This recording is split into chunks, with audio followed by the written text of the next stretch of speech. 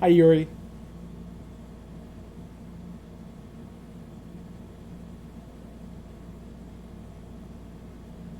Good night to you too.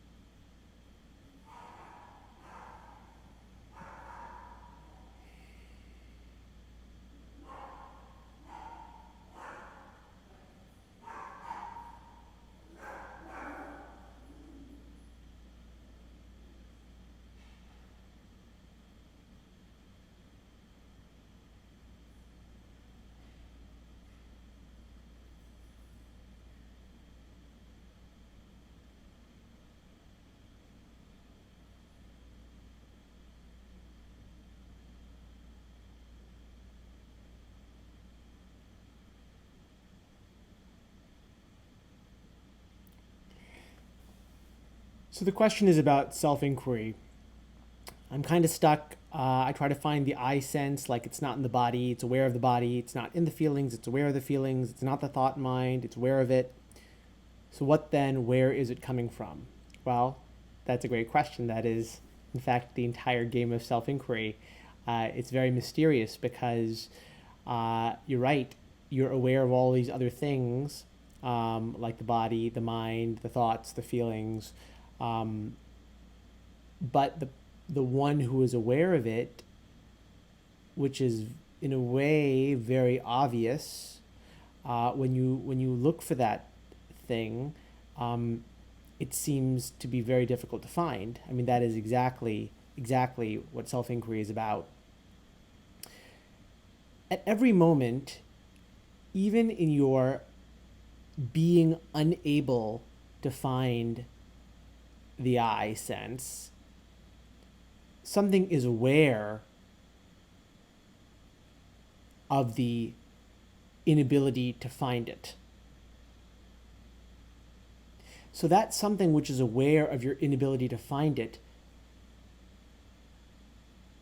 you have to again put your attention on it. Now, you don't even know what that is that you're putting your attention on. There's simply the fact that you're aware of it.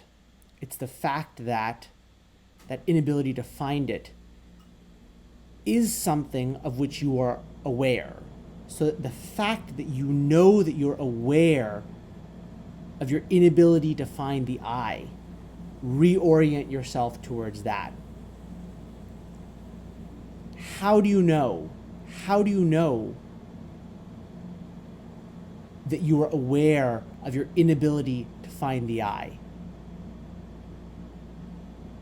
Someone is there to say, I know that I cannot find the I. Someone is there to be frustrated. Someone is there to find the stuckness. That's all in awareness. It all occurs to somebody. You say it occurs to me. I'm having the problem. I'm experiencing this issue. So there's really no way to proceed except to focus your attention on that fact. I mean, it is a kind of puzzle. It is a kind of riddle. You know, even though it's extremely apparent, even though it is so undeniable and obvious that I am experiencing this particular issue of being stuck. At the same time, if you say, who is that I who is experiencing it, given that it's not the body, the mind, the thought, and so on? Who is the I who is aware of this problem? Where is that coming from? It's a puzzle. It's something which is very clear and yet very elusive. Again and again, focus your attention on the fact that you are aware of this problem. Something is aware of this problem. You know this problem exists. How do you know? Where is the light? The light by which you know that this problem of being stuck is. It's so clear that that's the case.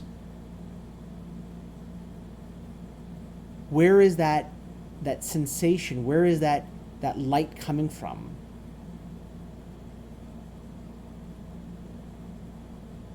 Now, I mean, the answer is you can't intellectualize it. You can't simply say, oh, it's not this and it's not that, and get to it. You have to attempt to put your attention on that extremely obvious sense that I am aware. You attempt to put it on that sense, and then when you think you've put it on that sense, it's like you think you've grasped a fish in the river. Now look at what's in your actual hands. Is it actually the fish? Well, it turns out whatever you think it is that you have is not that.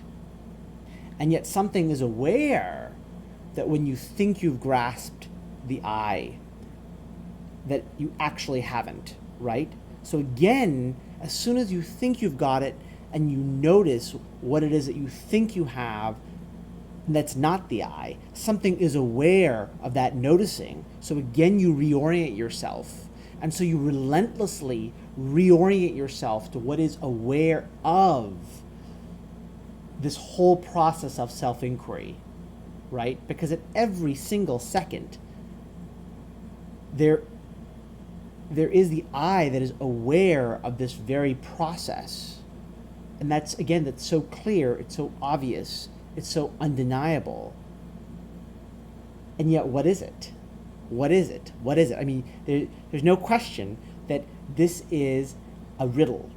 So you have to try again and again and again to orient yourself towards that undeniable, clear awareness of your awareness, of the fact that you are aware, of the fact that I am aware, right? No one can dispute that. But what is it? Where is that? What is that feeling coming from? If you turn your attention to it, what is it? Not by thinking, but by feeling. effectively feeling? Where is that? What is it? Where is it? You have to open up your mind to curiosity. And I'm not going to say that there's no solution that I can give in words. It comes from repeated attempt over and over and over at every thought that arises, at every feeling that arises, every possible object of your attention. If you can redirect your attention from the object of that attention to the one who is aware that they are undergoing that experience, right? Again and again and again and again. It may take hundreds, it may take thousands of times, right? For you to keep redirecting. And again, every time you think you've got it, examine what it is you think you have. And almost invariably, it will be a thought or a feeling and not that clear, undeniable light by which you know these things, right? So again, it is a riddle, it is a puzzle that concerns the obvious, that concerns the simple, that concerns the undeniable. And again and again and again and again and again, you go back over and over and over because it is a kind of riddle. And when you put that persistent effort in to redirect your attention as best you can, so you are concentrated on this relentless search for what this obvious thing is, even though you don't quite know what it is. It's obvious and you don't know what it is. You try to go for it and it disappears. And then you try again and again and again, right? The relentlessness, the intensity of your search, the continuity of it, right? The number of times that you redirect your attention from other objects, including thoughts and feelings, to this attempted search is what will determine how quickly the answer manifests, if that makes sense. So is that helpful?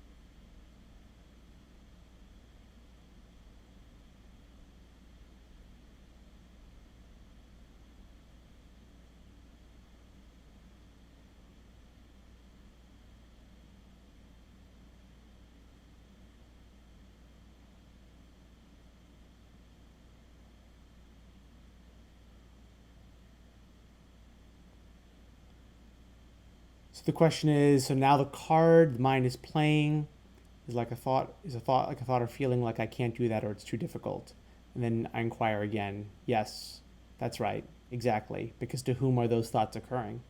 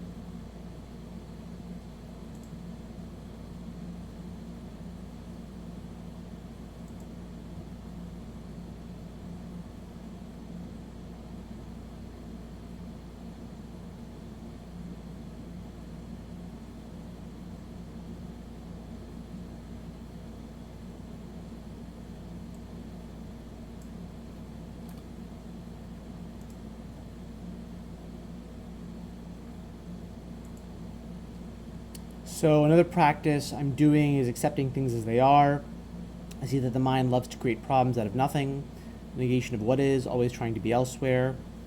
And when I negate this rejection of the present moment, the mind kind of shuts down and gets quiet, so it's easier to inquire. That makes sense. Great. Yeah, that's a kind of integration of certain elements of surrender into the practice of inquiry, which makes a lot of sense. Usually, surrender and self inquiry are complementary, basically.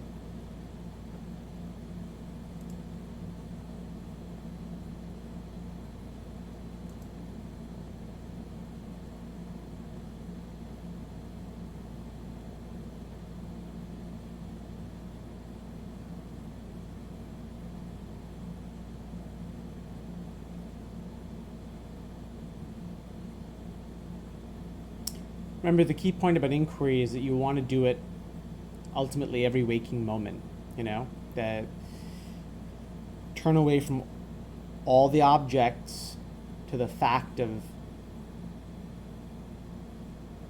the awareness of them. That is what self-inquiry is. It's continuously turning back to the fact that the objects are reflected in something. They're reflected in awareness. So who's looking at that reflection? That's what inquiry is.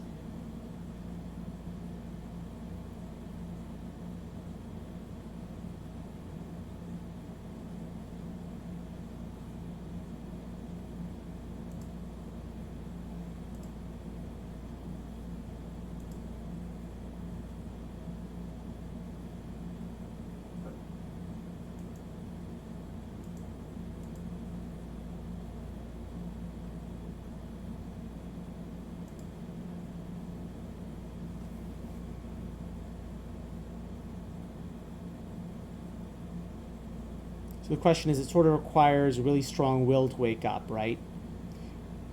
I wouldn't actually say it requires a very strong will. I think what it requires is very strong desire. So that's a little bit different, right? Because will suggests that you're forcing yourself into doing something, whereas desire is something that comes more spontaneously. And as you might have seen in my book, a lot of what I talk about is becoming more honest about your desire, whatever it may be. Whether it's for the spiritual path or not, or if it's partly for the spiritual path and partly not. It's important that you be honest about what your actual emotions are, what you really feel that you want, and not what you merely think you should want.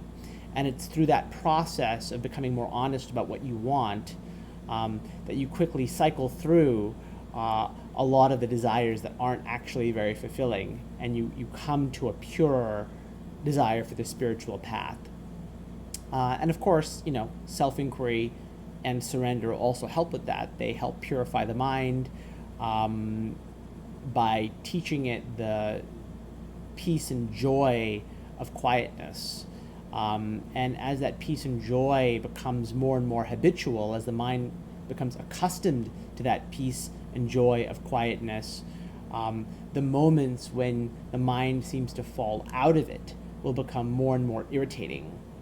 And so that will drive a desire to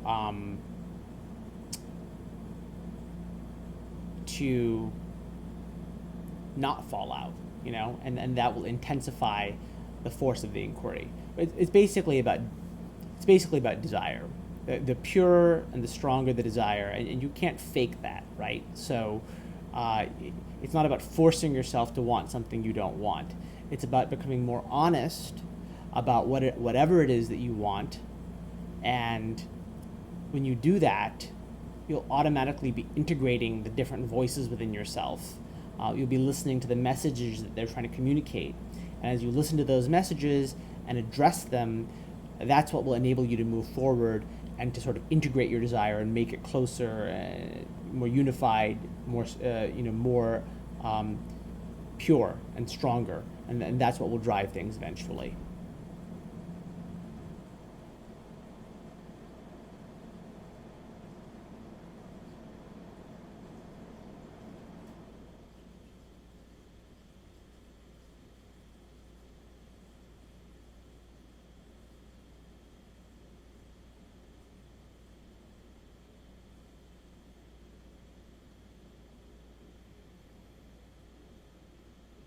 For example, talk about the power of desire.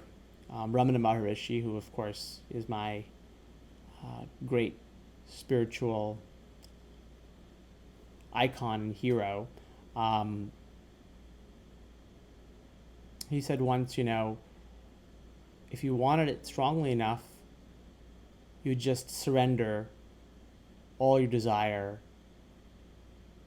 to change anything immediately, right? If you could have a complete and total surrender, your mind going absolutely slack, which most people are simply incapable of doing because they don't have the desire for that, right? Because they don't want to give up all their other desires, right? But if your desire were pure enough so that that surrender happened, then you would have instant realization.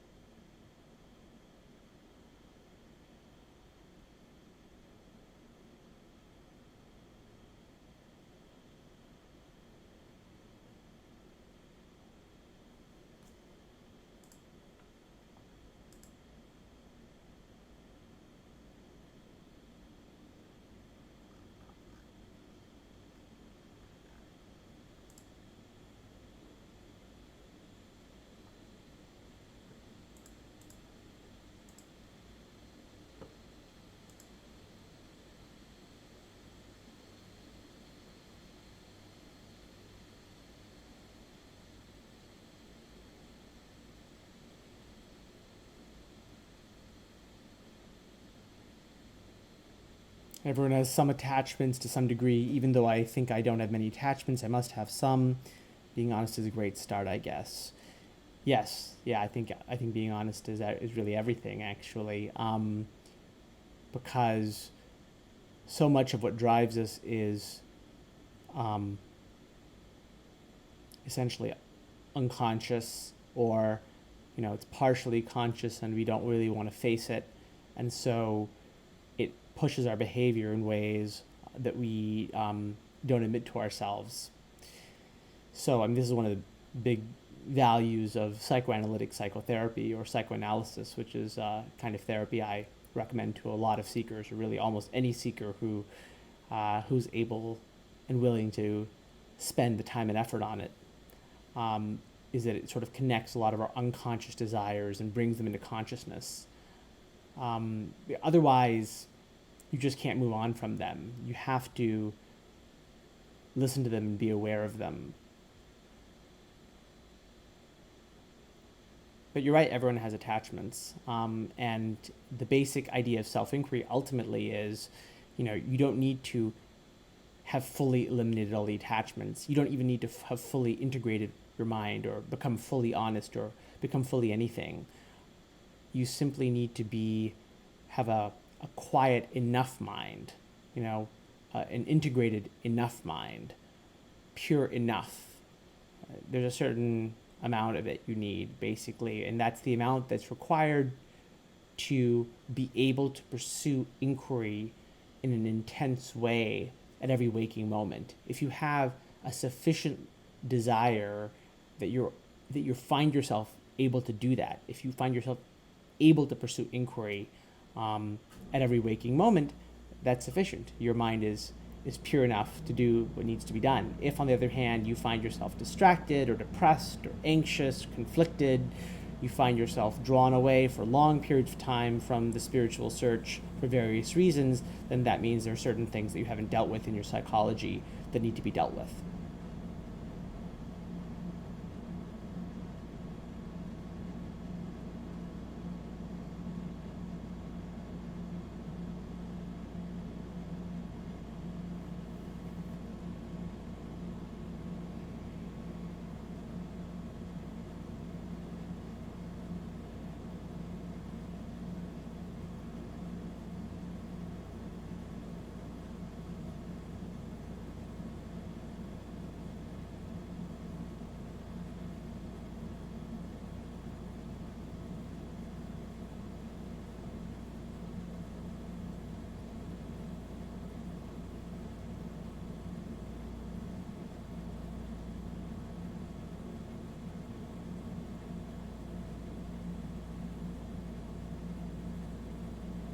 The other beauty regarding attachments of self-inquiry is that, unlike a lot of other methods which seek to sort of uproot attachments one by one, and in many ways this was the sort of traditional method of Hinduism and of Buddhism, is that self-inquiry seeks to remove your attachments not by removing them one by one, but by reattaching the mind to something else, something sweet, something pure, which is the sense of peace that it gets from a quiet mind, and which self-inquiry puts you in touch with. And it's the same with surrender.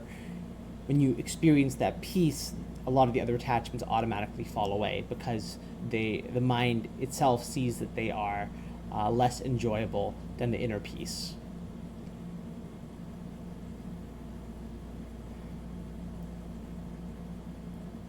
And you're very welcome for the answer.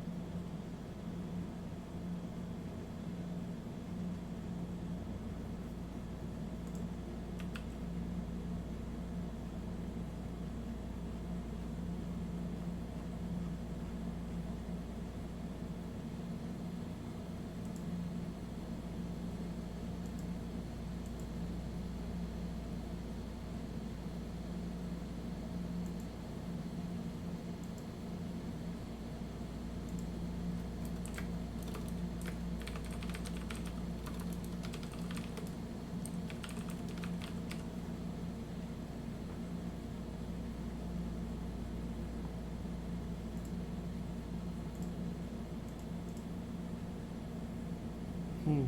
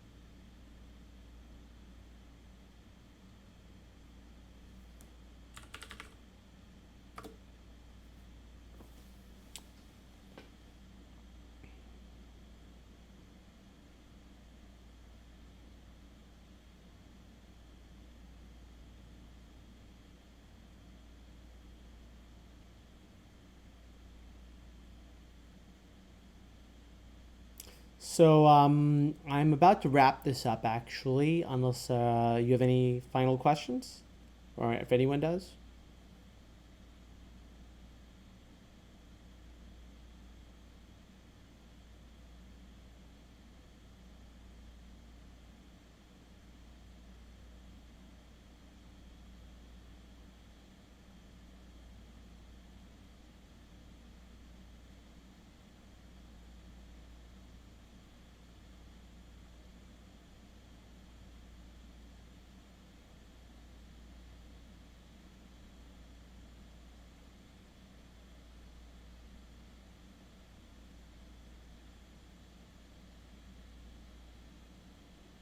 You're very welcome.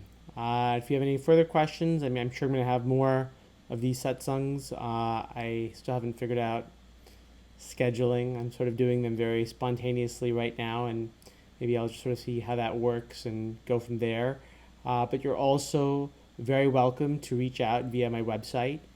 If you want to email me a question or something like that, that's totally fine too. And otherwise, good journeying.